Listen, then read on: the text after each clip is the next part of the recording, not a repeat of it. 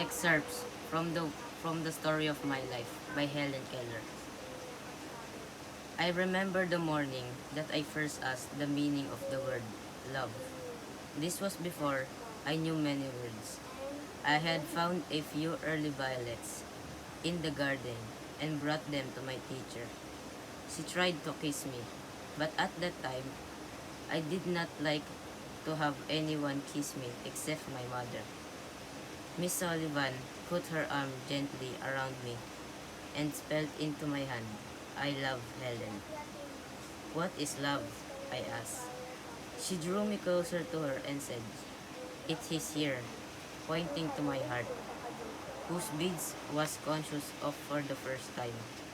Her words puzzled me very much because I did not then understand anything unless I touched it.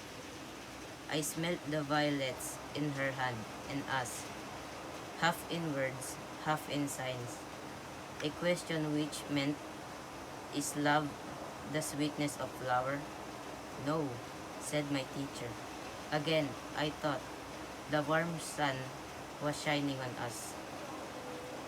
Is this not love? I asked, pointing in the direction from which the heat came. Is this not love?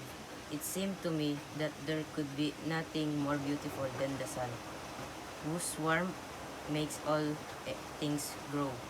But Miss Sullivan shook her head and was greatly puzzled and disappointed. I thought it strange that my teacher could not show me love.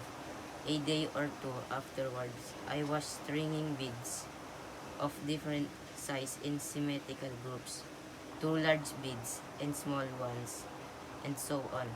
I had made many mistakes, and Miss Sullivan had pointed them out again and again with gentle patience.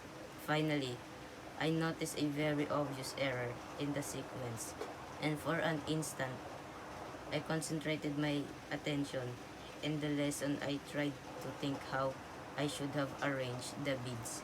Miss Sullivan touched my forehead and spelled with decided emphasis, think. In a flash, I knew that the word was the name of the process that was going on in my head. This was my first conscious perception of an abstract idea. For a long time, I was still. I was not thinking of the beads in my lap, but trying to find a meaning for love.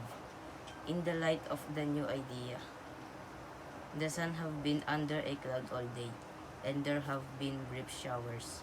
But suddenly the sun broke forth in all its southern splendor. Again I asked my teacher, is this not love? Love is something like the clouds that were in the sky before the sun came out.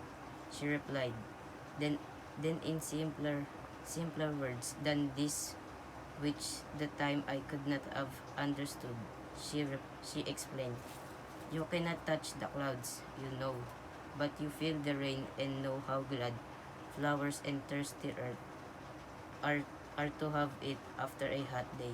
You cannot touch love either, but you feel its sweetness that it pours into everything. Without love, you would not be happy or want to play. A beautiful truth burst upon my mind.